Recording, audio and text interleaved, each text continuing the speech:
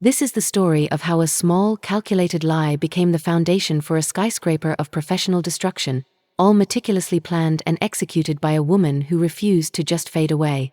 You see, when someone tries to stab you in the back, the smart person doesn't just treat the wound. They use the knife they pulled out of their spine to carve a new, much darker path for the offender. Today, on Pro-Revenge Narratives, we're diving deep into the icy cold waters of calculated retribution, a game of professional chess where one misstep didn't just cost the villain her job, it dissolved her entire, meticulously crafted future. Stick around, because the question isn't if she got her comeuppance, it's how this narrator ensured the villain's entire life's plan didn't just fail, but was actively, legally, and permanently dismantled. You're not going to want to miss a single second of this masterpiece of payback, so hit that subscribe button right now and let's get into the dark heart of professional vengeance. Our protagonist, let's call her Eliza, was a rising star in a highly specialized, intensely competitive consulting firm. A world where reputation is currency, and every success is watched with a mixture of admiration and simmering jealousy. Eliza was good, objectively, demonstrably excellent. She consistently landed the big accounts, she innovated processes, and she was on the fast track to being the youngest principal in the company's history. Everything she had was earned through late nights, strategic thinking, and a mastery of her field. And then there was Charlotte. Charlotte was the embodiment of professional mediocrity wrapped in a designer suit. She was a middle manager, coasting on seniority and a veneer of competence, and frankly, she resented Eliza's effortless ascent. Charlotte had spent years cultivating relationships, playing the internal political game, and watching Eliza bypass her in seemingly a single leap. The jealousy festered, turning into a bitter, toxic obsession. The initial injustice was subtle, a series of minor roadblocks, accidentally missing an email with crucial data, scheduling conflicts that mysteriously popped up during Eliza's key presentations, but Eliza, sharp and professional, simply navigated around them. She assumed it was incompetence, not malice. She was wrong. The betrayal finally came, not as a professional critique, but as a personal, surgical strike designed to sever the very limb of her career, her reputation. It happened during the crucial annual review period. Eliza was up for the major promotion, the one that meant a six-figure salary jump, partnership equity, and the prestige of a lifetime achievement, at age 32. Charlotte, somehow, had wormed her way onto the internal committee reviewing Eliza's dossier, a move Eliza later realized was a premeditated Trojan horse. Days before the final decision, Charlotte circulated an anonymous but highly specific email to the entire review committee, including the CEO. The email didn't attack Eliza's work ethic or competence, it attacked her integrity. It falsely claimed Eliza had engaged in gross misconduct involving a sensitive client contract, suggesting she had manipulated the final report figures to secure a substantial bonus and, worse, had tried to shift the blame onto a junior team member. The details were just vague enough to sound plausible, and the timing was catastrophic. The corporate world is inherently risk-averse. A whisper of ethical compromise is often treated as a confirmed crime, especially when millions are on the line. The promotion evaporated. The bonus was withheld. Worse, Eliza was immediately placed on paid administrative leave pending a full, internal ethics investigation, a process designed not to clear her name, but to quietly manage her out of the company to avoid bad press. The world turned gray for Eliza. She went from being the golden child to a pariah overnight, her emails unanswered, her calls ignored. She saw the carefully constructed edifice of her career, the one she had bled for, crumbling into dust because of a lie, a fabricated shadow of malfeasance cast by a mediocre, jealous woman. The humiliation was total, the injustice searing. She was helpless, temporarily handcuffed by HR protocol and corporate fear. But here is where the story shifts, where the victim stopped crying and started planning. The turning point wasn't the administrative leave, it was the moment Eliza realized the investigation was a sham, designed only to confirm a predetermined outcome. She was sitting alone in her apartment, staring at the sterile, lawyer-vetted email informing her she was permanently suspended, when a cold clarity washed over her. She knew Charlotte was behind it. She knew it in her bones. The specifics of the accusation, the timing, the petty malice, it all screamed Charlotte. At that moment, Eliza didn't seek justice, she sought retribution. This wouldn't be about clearing her name within that firm. It would be about dismantling the offender's future so completely that they would regret ever knowing her name. It was no longer a fire of anger, it was the icy, calculated logic of a military strategist. This was to be a game of chess, and Charlotte was about to learn that Eliza wasn't just a brilliant consultant. She was a master manipulator when driven to the edge. The planning phase began immediately and lasted 3 meticulous months. Eliza's strategy was brilliant in its simplicity and devastating in its scope. She wouldn't simply ruin Charlotte's career, she would ruin her entire life's plan, which, as Eliza quickly discovered, was a precarious house of cards built on professional prestige, financial expectation, and a massive, unspoken secret. Step 1 was establishing a digital alibi. She hired a highly specialized, discreet cyber-forensics consultant, not to clear her name, but to identify Charlotte's digital footprint. It was a massive financial risk, but Eliza knew that if the email was traced back, it would be the first domino. The consultant confirmed her suspicion. The anonymous email originated from a secure VPN but had a single, tiny metadata slip linking it to a personal device Charlotte had used once at work. A digital smoking gun was secured, but Eliza knew she couldn't use it yet. It was too immediate, too messy. Her target was bigger than a simple firing. Eliza shifted focus to the professional architecture of Charlotte's life. She spent hours researching Charlotte's background, social media, and professional aspirations. What she discovered was the secret foundation of Charlotte's entire future. Charlotte was obsessed with 2 things: getting a high-level executive role at a prestigious competing firm, Apex Solutions, and finally getting her wealthy, judgmental fiancé, Trevor, to commit to a massive $1 million wedding. Everything Charlotte did, every decision, was designed to impress Trevor and secure the Apex role. This was the target. The seeds of retribution were planted in 2 distinct, deeply embedded areas. First, the professional sabotage. Apex Solutions was known for its ruthless, exhaustive background checks. Eliza, using her vast network of contacts, people who still respected her even if they couldn't openly associate, began a slow drip campaign of information leakage. She didn't spread rumors, she subtly guided industry whispers toward Charlotte's actual performance deficiencies. Not the manufactured ones, but the real, documented instances of missed deadlines, client dissatisfaction that was buried by her manager, and her reliance on others' work. This was all done through a carefully cultivated, anonymous professional persona on encrypted channels, ensuring zero traceability back to Eliza.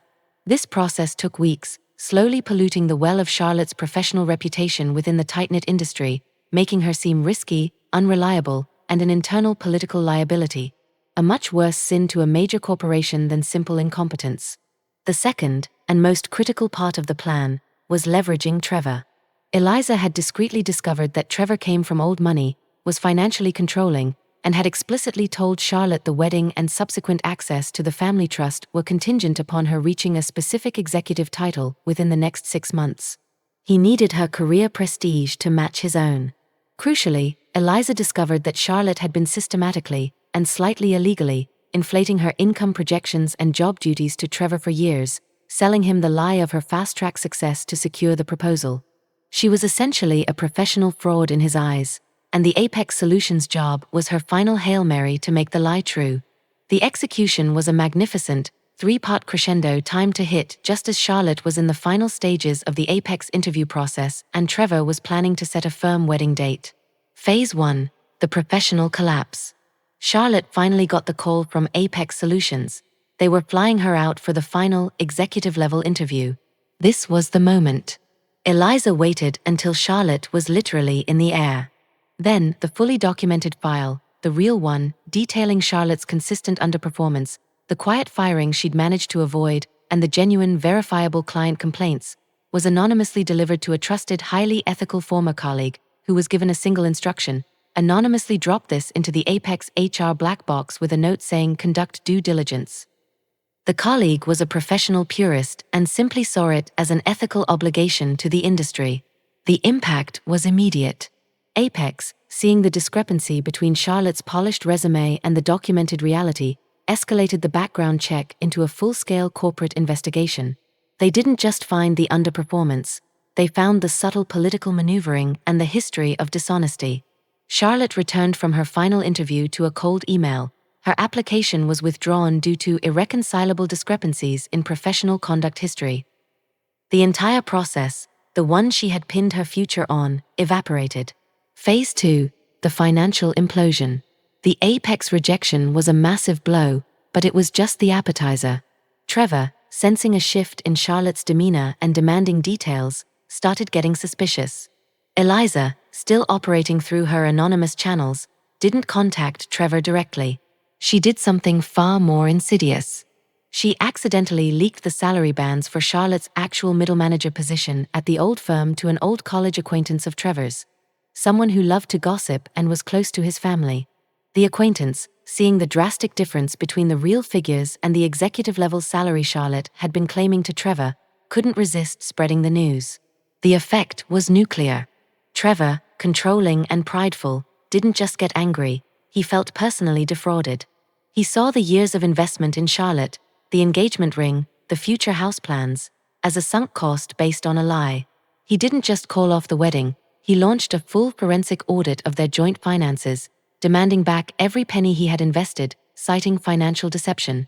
Charlotte's entire financial foundation, which was predicated on Trevor's wealth and the apex salary, was destroyed. Phase 3, the final strike. Charlotte, now financially ruined, professionally blacklisted within the immediate industry, and facing the shame of a public engagement implosion, made a critical mistake. She lashed out at Eliza. She called her, texting venomous, incriminating messages where she admitted to sending the initial reputation-destroying email, justifying it as necessary to stop Eliza's arrogant rise. This was the gold Eliza had been waiting for. The day after receiving the final, admitting text, Eliza's lawyer, who had been on retainer for 3 months, completely silent, sent a registered letter to her former firm's CEO, enclosing 3 documents. 1. The forensic report proving Charlotte's digital footprint was tied to the anonymous email. 2. The full transcript of Charlotte's admitting texts. 3. A meticulously prepared 50-page civil lawsuit for defamation of character, professional interference, and tortious interference with prospective economic advantage, demanding millions in lost earnings, reputation damage, and punitive damages.